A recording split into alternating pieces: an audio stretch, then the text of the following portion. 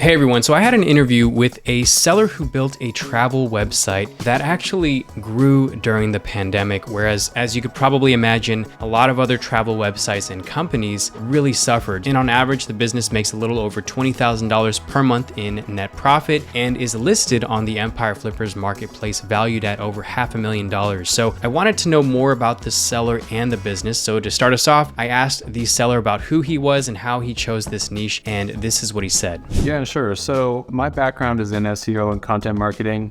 I've been doing it since I got out of college in like 2008. So I've been doing it for a while. And over the years, I've dabbled in affiliate sites and content sites. I sold a site with Empire Flippers in 2016, I believe. In 2015, I went on a backpacking trip, and my friends and I kind of talked about starting a website related to travel and the outdoors. And that's kind of where the idea for this site started. Starting then, we got to work, and 7-8 years later, here we are. Nice. That's how you selected the niche that you wanted to get into. I know that there's a lot of differing philosophy about how one creating a content site. Is that kind of how you decide on what kind of sites you want to build? Is something that you personally are involved in or find particularly interesting? Yeah, definitely. So the more I work on websites and just work in general, I realize that I do a lot better if it's something I'm personally interested in. I've worked in a ton of like boring verticals and industries, and I can tell you firsthand, I'm just kind of over that. So I really enjoy working on the things that I'm interested in personally. And kind of the travel and outdoors niche was something that, I was researching on my own anyway, and then I just kind of quickly found out that there's a lot of people researching the same stuff I did. So it just kind of made sense for a content site. Okay, so the first takeaway is that the seller did have experience in SEO and content sites, so it makes sense why he decided to sell or build this specific kind of business model. Now, I did also want to note why he chose this niche, and it was just purely based off of a personal interest. I think there's a lot of education that talks about how you should perform keyword research and just different data-driven ways of assessing whether a market is worth approaching. And I think that definitely does have its place, but I think what also happens is some people only look at the data as far as what niche to enter, and in many cases not realizing that you're likely going to be sticking with this website for a little while. So if it's something that you're interested in, that can really play a large role in being able to be consistent with the content, but also it can really come out in the quality of content that you make. I know currently a lot of people are saying, or I've seen on the internet, about how you should not actually follow your passion, but your interests do play a role in terms of being able to remain consistent to something, especially if you're seeing a decline. Just being connected to the business in a way besides just the performance of the site, because you will have some hard times, or you might need to get creative with some part of the business in order to take it to the next level. So I recommend combining both interests while also validating that there is a market of people who are also interested in the thing that you're interested in. So the next question I asked the seller was the question about why he thinks the travel site did well while a lot of other travel sites suffered. And this is what he said. Thanks. Yeah, and we actually found out during COVID, like a lot of traditional travel sites kind of took a hit because people were not traveling the same way. But because we had the outdoors angle on a lot of our content, covering like glamping and camping and hiking and stuff like that, we actually saw a pretty big uptick in traffic. And I think it's just a lot of new people who were just discovering the outdoors or kind of finding new things to do that were COVID friendly. So since 2020, as crazy of a time as it was kind of the beginning of the site really taking off. So takeaway here, the business did well because it particularly had content around the outdoors, outdoor traveling, whereas he's mentioned a lot of other traditional traveling sites, especially international traveling sites, took a hit. So what can you take away from this? I think, yes, there is something to say about this site kind of being in the right place at the right time when it came to what people had access to given the global situation. But one thing I want to point out is about just how to look at evergreen content. Evergreen content can apply to more than just content that lasts across the changing seasons of the year. It can also be evergreen in terms of changing scenarios, like a recession. For example, if people are becoming more financially conscious, is there content that you can put out that speaks to somebody who still wants to interact with your content in some way, or is still interested in that topic, but might be a little bit more financially mindful? Being able to speak to those specific times and how your site is still relevant to that audience can really help your site to stand out to your audience and be perceived more evergreen and just a more desirable acquisition to a potential buyer. So the next question I asked was, given how well the site performed over the past few years, why he's deciding to sell the business instead of keeping it and growing it further. And this is what he said. Yeah, so after that many years, I've loved this site. It's for sure been a passion project. But at the end of last year, I just kind of hit this brick wall where I felt burnt out on it. And I had that feeling in the back of my head where you're just kind of over something, you're ready to move on. And I had that 100%. It wasn't anything like I foresaw. I plan on working on this site for years to come. So that was kind of even a shock to me. But once I realized what that was, then I just knew it was a good time to move on and start the process selling. Yep. That's understandable. So this answer isn't necessarily new. I speak to a lot of sellers and I always ask the question about why they're deciding to sell. And it's a pretty common answer for people to say that they were just ready to move on to something else. What I did want to point out here was that this seller says he actually didn't plan on exiting the business. He planned to continue running this for years and years to come. And I wanted to emphasize this because a lot of people who get into building their business in the beginning, they're not building this with the exit in mind, but things can happen.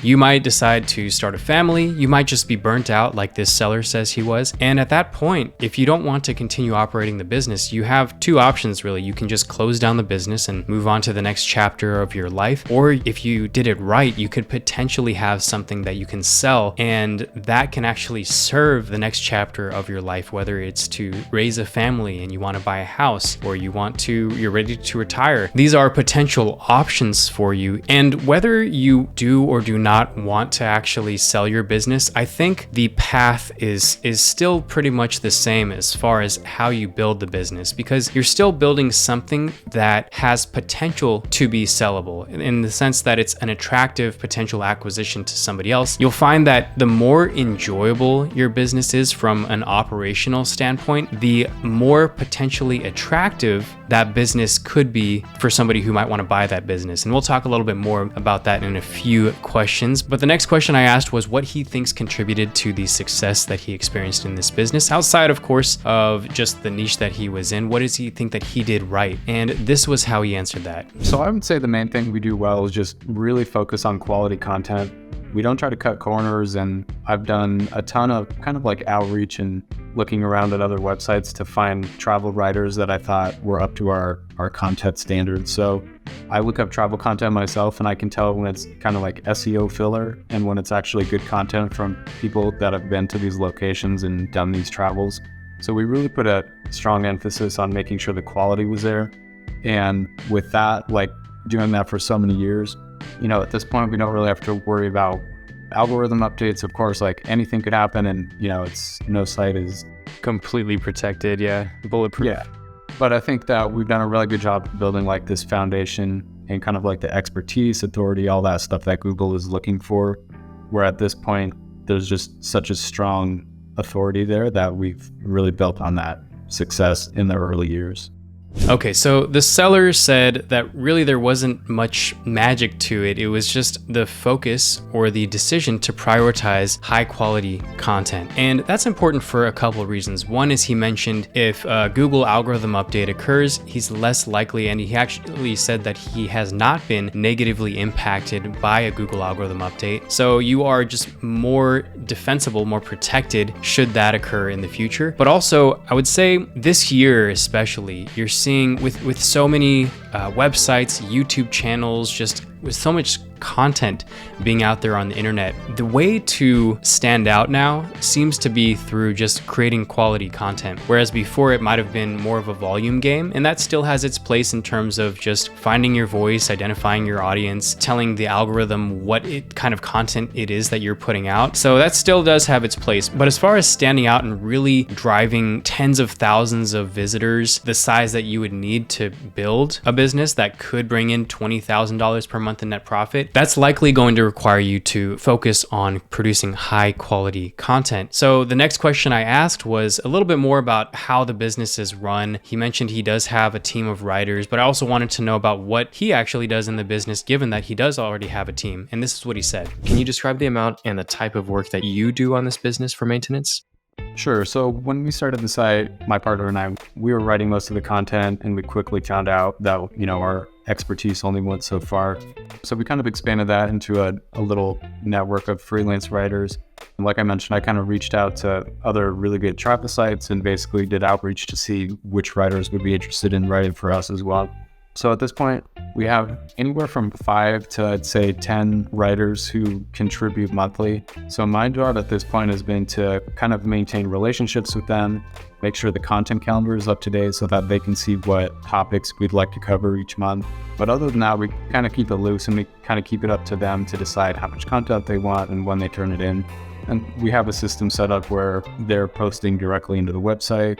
We spend a little bit of time editing and formatting, adding photos, all that stuff, doing final reviews. But for the most part, everything is pretty efficient, and the writers have a lot of flexibility as to what they cover on the site. But if there's anything that we need to provide guidelines or outlines for, we do that ahead of time as they kind of claim their topics for that month. So it's pretty loose, not super structured, but on my end, it's more reviewing and editing before everything gets published. Got it. And then your partner does something separate of that? So he covers kind of the same area. We just kind of, as we each have time, we jump in there and do similar tasks.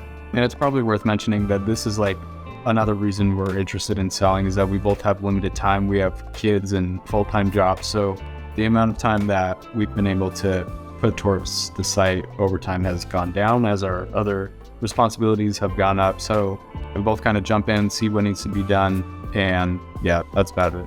Okay, so I learned that there are actually 2 partners involved with this business, and they have, for producing content, they have a network of freelance writers that they work with. Sounds like about 5 to 10 writers at a given time. And it seems like their role, therefore, is to maintain, as the business owners, is to maintain relationships with those writers, to manage the actual content calendar, and to reach out to new writers who might be able to come on board to create more content. And they set up a system to where those writers are actually able to select the content, write about it, and be able to upload that directly onto the WordPress site so that the owners can then review and edit if needed, and then publish that to make it live. So it seems like there's a very seamless process from the production side to when the content is actually produced and what the actual business owners do when it comes to working with the content team. Now, I want to highlight this going back to just making a business sellable. You might have wondered, what does that actually look like in real life? I think this is an example of that because they mentioned they have full-time jobs, they're raising a family, I think both of them are, and this is kind of a part-time thing. And if you're building a business, I mean, this is something that could potentially replace their income if they wanted it to, but it's something that they've systemized to the point where it doesn't completely consume every other aspect of their life to where they can focus on family or another career that they want. So what makes this business enjoyable for them as a lifestyle business, this is also what would likely be an attractive acquisition because a buyer doesn't necessarily want to take on something that is completely consuming the previous owner's life, right? They want to buy something that if the seller says, yeah, we just have this on the side and we're able to do all of these other things in our life because we have these systems in place to where we can kind of step away and just let it run, that's the kind of acquisition that a buyer is looking for. So going back to the original point about whether or not you decide to exit, building something that's both enjoyable for yourself, a system that's enjoyable for yourself, will also make it more likely that you'll be able to sell the business down the road if that's an outcome that you want. So those are just a few insights from this interview. I think this business is actually pending sold right now, but you might still be able to check it out. There are also a lot of other great content sites on our marketplace that you can unlock and view the P&L, view the domains to learn more about the business to potentially acquire it. You can also speak directly with the seller, schedule a call with them